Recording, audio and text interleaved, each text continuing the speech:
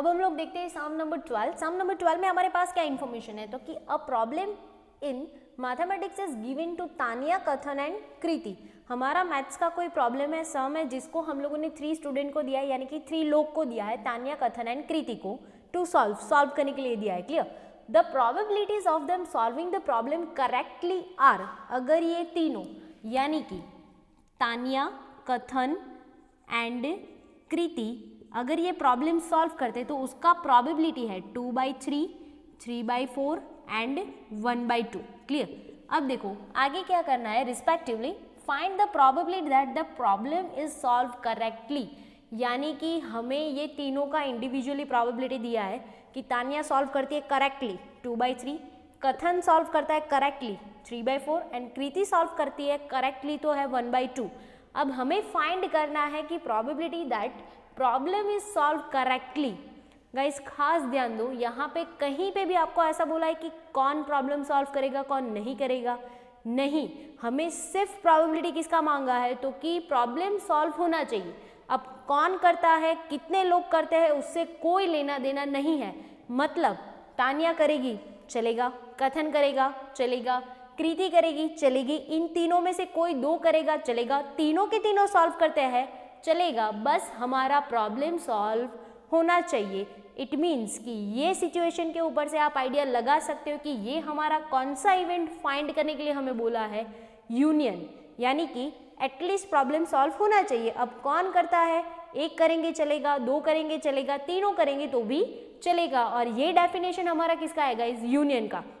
अब यहाँ पे हमारे पास 3 इवेंट्स है, तो जो तानिया सॉल्व करती है ना उसको हम लोग सपोज करते हैं ए, कथन बी एंड कृति सी। तो हमें फॉर्मूला कौन सा लगाना पड़ेगा, तो कि P of A union B union C। Clear? Formula क्या होता है गाइज इसका, तो कि P of A plus P of B plus P of C minus P of A intersect B minus P of A intersect C minus P of B intersect C and plus P of A intersect B intersect C।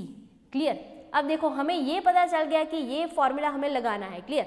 अब देखो उसके अंदर valuation कैसे put करेंगे, तो देखो P of A, B और C तो हमारे पास रेडीमेड है ही, 2/3, 3/4 एंड 1/2।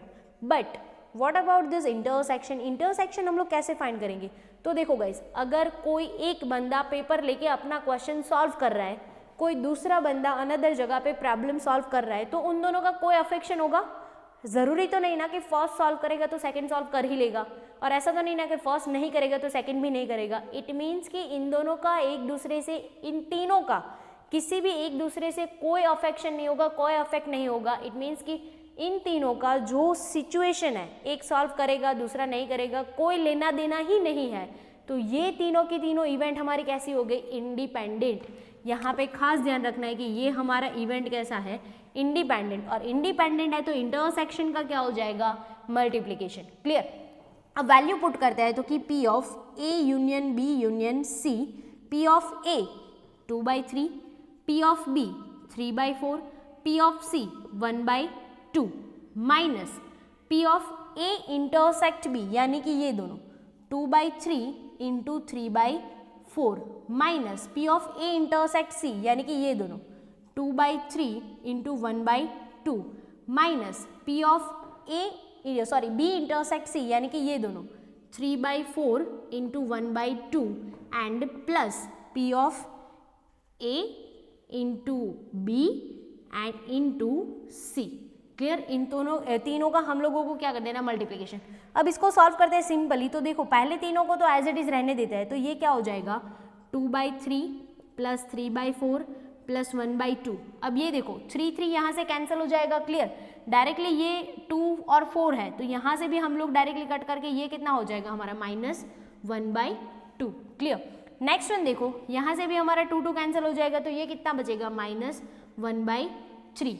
यहाँ से देखो हमारा कुछ कैंसिल नहीं हो सकता, तो ये कितना हो जाएगा 3/8 माइनस 3/8 प्लस, इन तीनों का कैलकुलेशन करो गाइस, देखो ये 3 कैंसिल, ये 2 कैंसिल, हमारे पास कितना बचता है प्लस 1/4। क्लियर?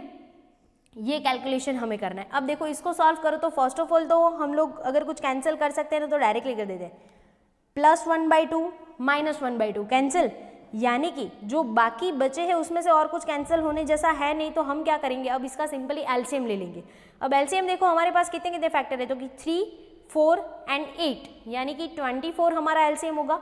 24 हमारा एलसीएम लेते हैं, देखो 24, तो ये गाइस कितना हो जाएगा, 3 को 24 करने के लिए कितने के साथ मल्टीप्लाई करना पड़ता है, 8, तो ऊपर भी 8 के साथ, तो ये कितना हो जाएगा 16, प्लस 4 को कितने के साथ मल्टीप्लाई करना पड़ेगा 24 लाने के लिए, 6, तो 6 3 के साथ जाएगा, तो ये कितना हो जाएगा 18, फिर ये तो कैंसिल हो गया, 3 के अगेन कितना मल्टीप्लाई करना पड़ेगा 8, तो ये कितना हो जाएगा -8, यहाँ पे 8 है ही, तो इसको सिर्फ कितने के साथ मल्टीप्लाई करना पड़ेगा -9, और यहाँ पे हमारे पास 4 है, तो इसको कितने के साथ करना पड़ेगा, तो ये हो जाएगा +6।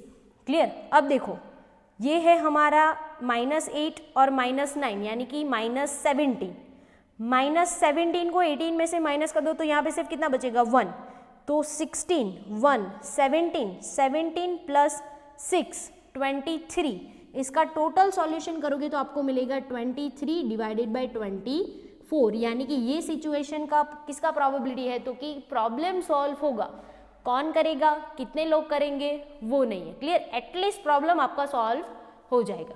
ओके गाइज, आपको जो टेक्स्ट बुक में या फिर आप जो डाइजेस्ट वाला मेथड करोगे तो आप वो भी कर सकते हो, वो डैश करके आपको इनवर्स मेथड से दिया है, अगर आप ये मेथड करते हो तो डायरेक्टली और इजीली हो सकता है। क्लियर, आप इसके साथ ज़्यादा कनेक्ट कर पाओगे।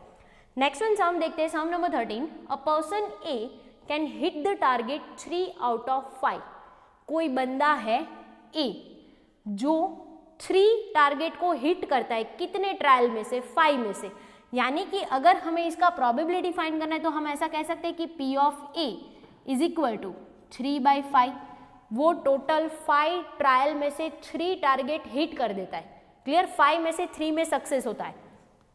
And person B can hit the target 5 out of 6, कोई B बंदा है जिसको हम लोग अगर प्रोबेबिलिटी B लिखना चाहे तो कैसे लिख सकते हैं, उसके पास टोटल ट्रायल है 6, जिसमें से वो हिट करता है 5 टारगेट को।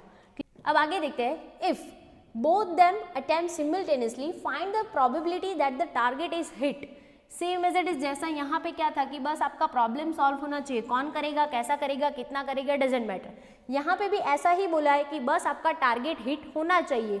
अब कौन कितने में से करता है वो कोई हमें देखना नहीं है। क्लियर, इट मीन्स कि टारगेट हिट होगा, ए करेगा चलेगा, बी करेगा चलेगा, दोनों हिट करते हैं फिर भी चलेगा। क्लियर, इट मीन्स कि हमें फाइंड करना है P of A union B। Clear guys, आपको जब भी कोई क्लैरिफिकेशन नहीं दिया है कि बस हिट होना चाहिए, सॉल्व होना चाहिए, आपको प्राइज मिलना चाहिए, क्लियर, कितना मिलना चाहिए, कैसे मिलना चाहिए, वो कुछ नहीं बोला है, तो वो क्या हो जाता है आपका यूनियन, यानी कि कुछ भी चलेगा, जो फर्स्ट होगा तो भी चलेगा, सेकेंड भी चलेगा, दोनों भी चलेगा। क्लियर, अब इसका फॉर्मूला गाइज क्या होता है, तो कि P of A plus P of B minus P of A intersect B।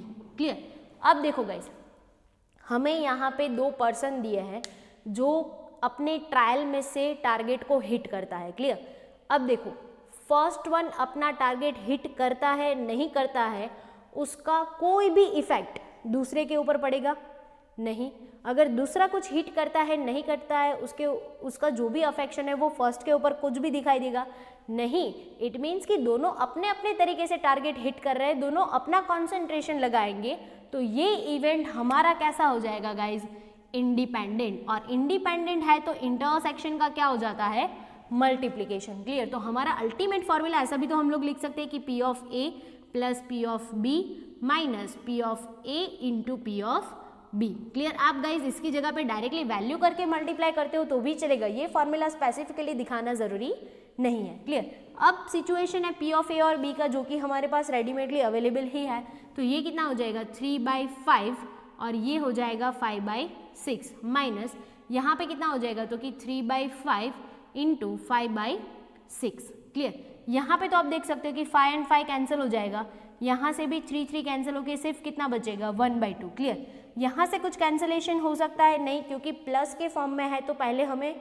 उसको सॉल्व करना पड़ेगा एलसीएम लेके। क्लियर, तो ये हमारा गाइस कितना हो जाएगा, हमारा एलसीएम होगा 5 × 6 30, तो ये हो जाएगा हमारा 30, या तो फिर आप डायरेक्टली 1/2 के साथ कनेक्ट करके भी उसका एलसीएम ले सकते हो। क्लियर, तो डायरेक्टली ले लेते हैं, तो देखो तो ये कितना हो जाएगा 3/5 प्लस 5/6 माइनस 1/2, अब इसका एलसीएम लेते हैं, क्लियर। तो हमारा एलसीएम तो 30 होने वाला है, तो ये हमारा 30, 5 को 30 करने में कितना मल्टीप्लाई करना पड़ेगा 6, तो 3 को भी 6 से करना पड़ेगा, तो ये हो जाएगा 80। 6 को 30 करने के लिए 5, तो यहाँ पे भी 5 करना पड़ेगा, तो ये हो जाएगा 25। और ये जो 2 है उसको 30 करने के लिए कितना करना पड़ेगा, तो कि -15, क्लियर। अब देखो 25 में से 15 को माइनस कर दो गाइस, कितना बचेगा आपके पास, तो कि सिर्फ 10 बचेगा, क्लियर। 10 + 18 गाइस कितना हो जाएगा, तो कि 28, और 28 डिवाइडेड बाय 30 आपका गाइस क्या हो जाएगा आंसर। अगर आप इसको कैंसिल करके स्मॉल डिजिट करते हो तो भी चलेगा, अदरवाइज ये आंसर भी चलेगा। सम नंबर 14, सम नंबर 14 में हमारे पास ऐसा इन्फॉर्मेशन है, person A speaks truth in 90% cases whereas a person B speak truth in 80% cases. हमारे पास 2 पर्सन है A एंड B, A सच बोलता है 90% चांसेस है उसके, क्लियर। 90% वो सच बोलता है, और जो B है वो 80% सच बोलता है, क्लियर। इट मीन्स कि सिंपली हम लोग उसको ऐसे डिफाइन कर सकते हैं कि P of A is equal to 90/100, it means कि 9/10, और P of B is equal to 80/100, it means कि 8/10, क्लियर। ये तो सिंपली हम लोगों ने इन्फॉर्मेशन के ऊपर से डिफाइन किया। अब देखते हैं कि फाइंड क्या करना है। Find the probability that person A and B differ in the stating the same fact, यानी कि A और B सेम क्वेश्चन पूछने पर, सेम फैक्ट पूछने पर दोनों के स्टेटमेंट अलग अलग होने चाहिए।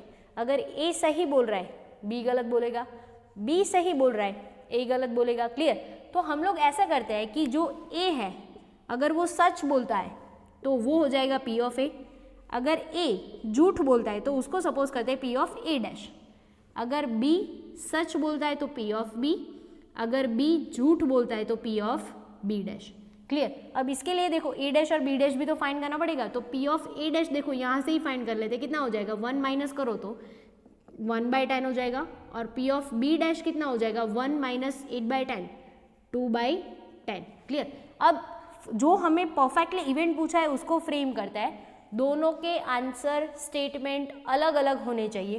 तो ऐसा हो सकता है कि A and B, clear.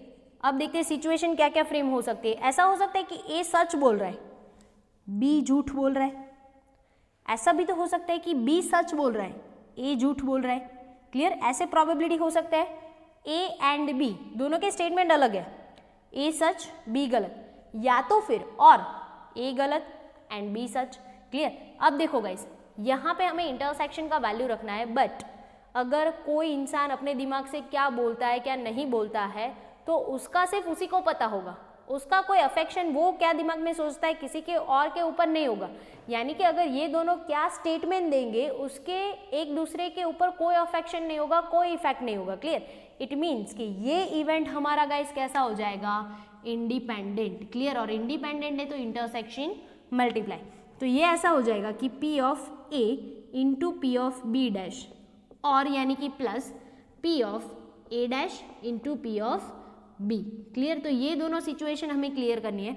Value सब हमारे पास है, P ऑफ A कितना है 9/10, और ये है हमारा 2/10, प्लस ये हमारे पास है A डैश 1/10 और इंटू 8/10। सॉल्यूशन करते तो ये कितना हो जाएगा 18/100 प्लस 8/100। एलसीएम तो हमारा 100 ही होने वाला है, 18 + 8 कितना होगा गाइस 26, तो ये हो जाएगा हमारा answer, clear. Next one sum देखते हैं, and last sum of the exercise 1.4 and is that 15 number. If 3 events A, B and C of a random experiment are independent events. Question में क्लियरली बोल दिया है कि आपका इवेंट जो है वो कैसा है इंडिपेंडेंट है। आपको 3 चीज़ों की प्रोबेबिलिटी पहले से रेडीमेड दी गई है। Find A union B union C का प्रोबेबिलिटी फाइंड करना है, यानी कि पहले तो फॉर्मूला लिख देते हैं P of A union B union C is equal to P of A plus P of B plus P of C minus P of A intersect B minus P of A intersect C minus P of B intersect C and plus P of A intersect B intersect C, clear. A, B और C readymade है 0.2, 0.3, 0.5।